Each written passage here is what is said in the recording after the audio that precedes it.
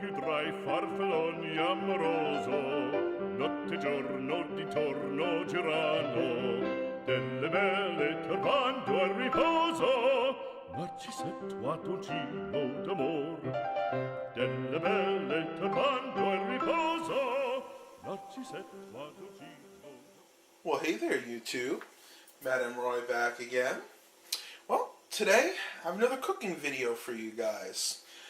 You guys seem to like these, and I know it's been a while since I've done one, so tonight what I'm going to do is prepare white roasted potatoes.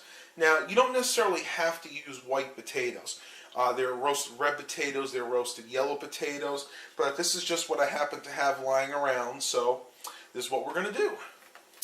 This is the potatoes that I am using. You can see right there, they are white potatoes. Now, the things you're going to need for this are, of course, the potatoes.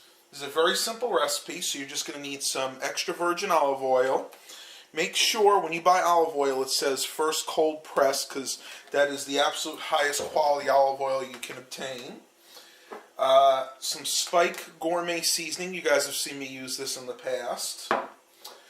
Some crushed rosemary, and some type of baking pan. In this case I'm using this glass Pyrex pan. I like this one because it doesn't really stick at all. And that is it. That is all the ingredients you're going to need. So, very first thing I have to do is go ahead and peel these potatoes. Now, the skin on here is a little rough. If you're using red potatoes, you could probably get away with just washing them thoroughly and cutting them up and cooking them with the skin on. But as everybody in our family has pretty bad teeth, we're going to go ahead and just remove the skin. So once that's done, I'll show you what the next step is. Tip when you're peeling the potatoes, if you're at the end of the bag, like I'm going to use all these potatoes, you can actually put the bag on the cutting board. That way when you're done peeling all your potatoes, the peelings are here, and you just fold this up and throw the bag out, and you don't have to worry about dirtying your cutting board, because of course we have to cut them afterwards. Right. Now that we have the potatoes peeled, we're going to go ahead and cut them into slices. And they're actually going to go into cubes. So I like to cut 4 slices, then I cut 2 more, and then 2 more out of that. You don't want them all even, because what's the fun in that, but about that size is good. I say that's about 1 inch all the way around. And you do the rest for these as well. Don't worry if they get a little bit brown, it'll be fine, because again, these are going to be roasted, and you're never going to be able to tell by the end anyway.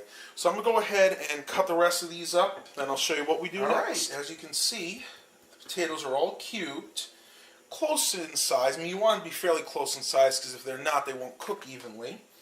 So the next step is to go ahead and add our ingredients. Now, this is always going to be to taste, like most things I cook, so your ingredients may vary. You might want to use a little less, a little bit more, depending on what you like.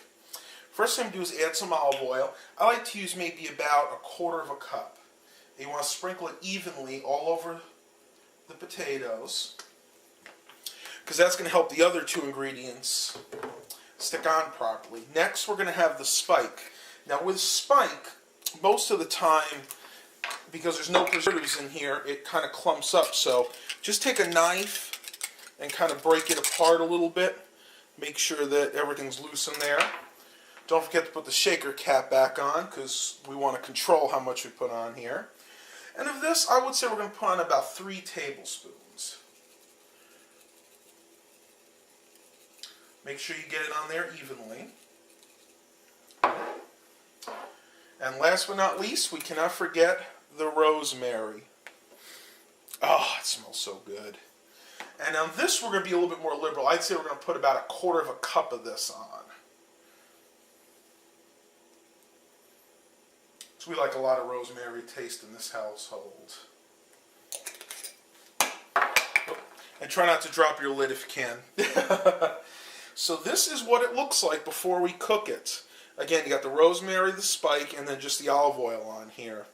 Well, we're going to go ahead and put this in the oven. We're going to put it in at 350, and it's going to cook anywhere between 40 to 60 minutes. Okay, it's actually a few hours later, because I wasn't ready to cook the potatoes yet, but I put them in the fridge, and I covered it with some cling wrap here so they wouldn't turn brown, because I only have a little bit of olive oil on there.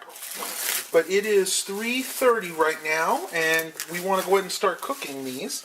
As you can see, it looks like it did pretty well. It soaked up the olive oil nicely, and they haven't turned brown. So we'll go ahead and put these in the oven. I'm going to put them to the side because I have something else to put in here a little bit later. We're going to go ahead and put those in at 350. Going to bake those, and it's probably going to take about an hour to an hour and a half. And then when they come out, I'll show you what they look like. They should be nice and golden brown, soft, moist, and delicious. All right. It's been about 45 minutes. I'm going to go ahead and check on the potatoes. And as you can see, if this doesn't fog up, they're starting to get a little bit brown on top. You always want to check to make sure you have enough moisture in there. If it really starts looking like they're dry, you can kind of see there's bubbles down there. That's a good sign. But if you don't see anything bubbling up, then you may need to add some more olive oil to it. But since this looks good, we're going to let this cook the rest of the way. Alright, and as you can see, they are a nice golden brown. And the last way we need to check to see if they're done, put a little fork in it, and they feel soft, so I'm going to say these are done to perfection. Now this is a great side dish for pretty much any meal. I've had this with different kinds of meat, fish. This would be great with cod. We love to eat that around here. Tonight we're actually going to be eating it with some of these lamb chops. If those lamb chops turn out well, I'll do a video on those the next time. But hope you guys enjoyed this cooking video. Please remember to like and subscribe. And as always, have a blessed day, everybody. Notte giorno di torno girano, delle belle turbando al riposo, Narcisetto a dolcino d'amor. Delle belle turbando al riposo, Narcisetto a dolcino d'amor.